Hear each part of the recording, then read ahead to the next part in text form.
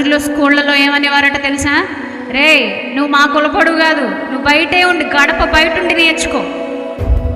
మరి అంబేద్కర్ గారు అలాంటి ఎన్నో భయంకరమైన వివక్షలు ఎదుర్కొన్నాడు కాబట్టే ఆయన వాటన్నిటికీ వ్యతిరేకంగా పోరాడాడు. ఆయన అంటే చాలామందికి ఈరోజు అక్కసు. ఆయన చేసిన కృషి, ఆయన చేసినటువంటి ఆ ప్రయత్నాలు ఈరోజు చాలామందికి మింగుడు పడట్లేదు. ఎంత మేలు చేశాడో ఆయన అర్థం కావట్లేదు.